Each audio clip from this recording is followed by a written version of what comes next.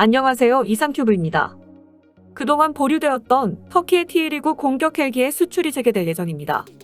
그동안 수출 절차를 보류해온 미국은 필리핀에 수출되는 공격 헬기 T-129B에 탑재될 엔진의 수출 서류를 터키에 발행했고, 로렌자나 필리핀 국방장관은 당초 예정대로 터키에 T-129B 헬기 6대를 정식으로 발주했다고 밝혔습니다. 필리핀은 요르단으로부터 무상 양도된 AH-1S 2대를 보유하고 있으나 필리핀 내 이슬람계 반정부 세력과 맞서기에는 전력이 부족하여 로렌자나 국방장관은 2018년 말 터키로부터 본격적인 공격 헬기 T-129B 아탕 6대를 도입한다고 밝혔습니다.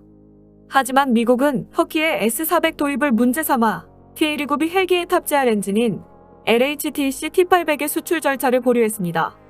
T-129B의 도입이 불가능해진 필리핀에 대해 당시 트럼프 행정부는 약 4억 5천만 달러에 8대의 AH-1G를 판매하는 방안과 약 15억 달러에 8대의 AH-64E를 판매하는 방안을 필리핀에 제안했습니다. 그러나 로렌자나 국방장관은 미국의 제안은 필리핀 정부의 공격 헬기 도입 프로그램 예산과 너무 동떨어져 있다며 미국의 제안을 거절했습니다. 때문에 필리핀의 공격 헬기 도입 계획은 완전히 무산된 것으로 보였지만 터키는 지난주에 필리핀 T-129B에 탑재될 엔진 수출에 필요한 서류를 미국 방부로부터 넘겨받았다고 발표했습니다. 필리핀과 터키가 체결한 자세한 계약 내용은 공개되지 않아 알 수는 없지만 T-129B의 도입 비용은 한 대당 약 4,660만 달러 정도이므로 약 600억 원의 AH-1G나 약 2천억 원의 AH-64E보다 저렴하고 본격적인 공격 헬기를 도입하는 것에 성공했다고 말할 수 있지만 T-129B와 AH-1G의 도입 비용 차이는 약 100억 원 정도이므로 압도적으로 T-129B가 더 저렴하지는 않습니다. 이 비용 차이면 차라리 AH-1G를 도입하는 것이 필리핀으로서도 더 좋았을 것이지만 필리핀의 국방 예산은 약 43억 달러 정도이며 6대의 60억 원의 차이는 필리핀으로서는 간과할 수 없는 부분이었을지도 모릅니다. 어느 쪽이든 5월에 정식 발주를 하고 올해 10월에서 12월까지 인도가 이뤄진다는 것은 터키는 미국이 서류를 발행할 것을 예상하고 기체 제작을 추진했을 가능성이 높습니다. 필리핀에 대한 터키의 수출은 2,500만 달러 이하이므로 미 의회의 승인을 받지 않아도 됩니다. 즉, 트럼프 행정부에서 의도적으로 필리핀에 대한 터키의 헬기 수출을 막은 것으로 바이든 행정부 들어 트럼프 행정부에서 막은 터키의 헬기 수출을 이번에 허가한 것으로 보입니다. 이처럼 미국이 이번에 터키의 헬기 수출 허가를 내준 이면에는 많은 의미가 있습니다. 더는 나쁠 수 없을 것 같았던 트럼프 정부 하에서의 터키와 미국과의 관계가 바이든 정부가 들어서면서 최악으로 치닫고 있으며 지난 4월 25일에 백악관이 106년 전 일어난 아르메니아인 집단 학살 사건에 대해 추모한다고 발표하자 터키 정부와 국민이 강력히 반발하고 있기 때문입니다. 불과 2년 전에 미국이 터키의 S-400 대공 미사일 도입을 이유로 100대에 달하는 F-35 전투기 터키 수출권을 무산시킬 때까지만 해도 터키와 미국이 서로 협상을 통해서 갈등을 해소할 것이라는 예상이 많았지만 이는 결국 보기 좋게 틀리고 말았습니다. 그도 그럴 것이 미국은 지금까지 터키를 이스라엘과 사우디와 함께 중동의 가장 중요한 동맹국으로 대접해왔습니다.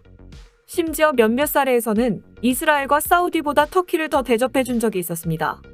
미국의 중요 우방에만 판매하는 F-35A 전투기는 아직 사우디가 도입하지 못하고 이스라엘도 불과 24대에서 40대 정도의 구입 계약을 맺었지만 터키는 초반부터 개발 과정에 참여시키고 100대 주문에 성공했습니다. 터키가 나토의 일원으로 미국을 대신해서 구소련과 아랍의 반미 국가들을 상대한 보상이었습니다. 그런데 강력한 우방의 상징이었던 F-35A 100대 구매가 오히려 갈등을 폭발시키는 뇌관이 되었습니다.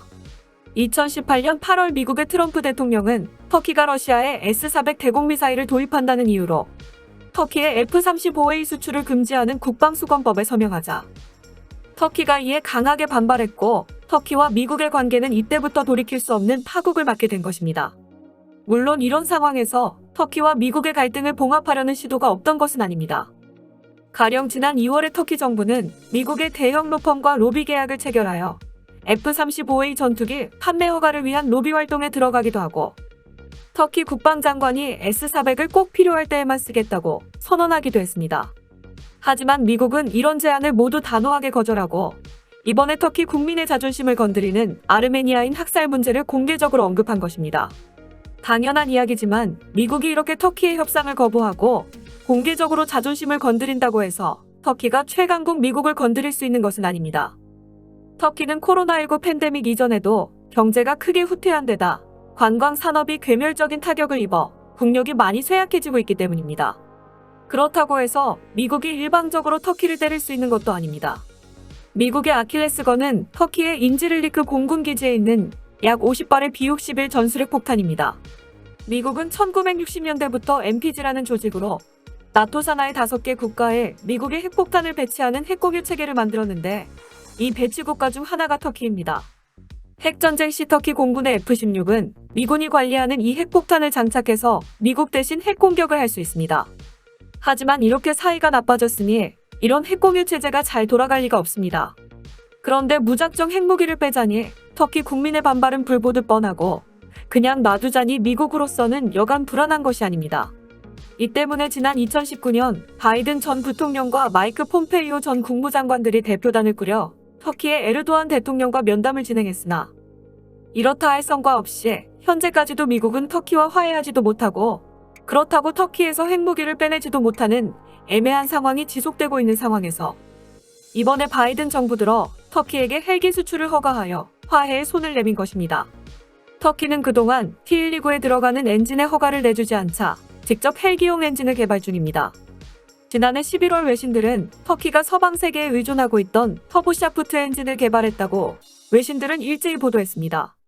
외신에 따르면 터키의 무스타파 바랑크 산업기술부 장관은 그동안 터키의 수건 사업이었던 헬리콥터용 터보샤프트 엔진의 국산화가 완료돼 양산에 착수할 것이라고 밝혔습니다. 터키는 수요가 높은 6톤급 다용도 자국산 헬기 TU-기호와 공격 헬기 T-129 아탁에 미국 업체의 터보샤프트 엔진을 적용했지만 러시아제 방공 시스템 도입으로 미국에서 수입하는 방위 장비 물품 조달이 어려워지면서 두 기종의 제작이 사실상 중단됐었습니다.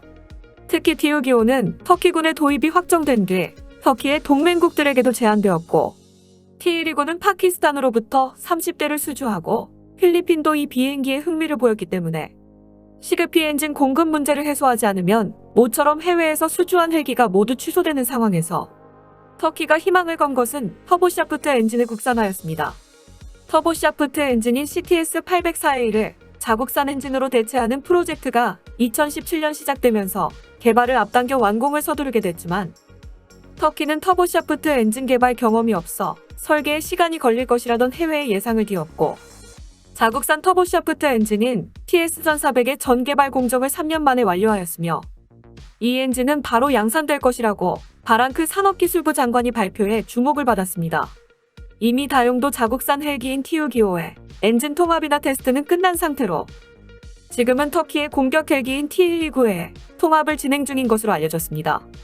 터키의 정책은 무기나 주요 물품을 해외에서 도입하더라도 적극적인 국산화 정책을 펼치기 때문에 터키의 공격 헬기인 T-129에 탑재되는 엔진도 지속적으로 개발될 것으로 보입니다. 어쨌든 이번 바이든 정부의 T-129B에 탑재된 엔진 수출의 허가로 터키는 자신들이 개발한 공격 헬기의 첫 수출에 성공할 것입니다. 어쨌든 이번 바이든 정부의 수출 허가가 그동안 냉각관계였던 터키와의 관계 회복의 신호가 될지 주목됩니다. 이상 마치겠습니다. 시청해주셔서 고맙습니다. 이상큐브였습니다.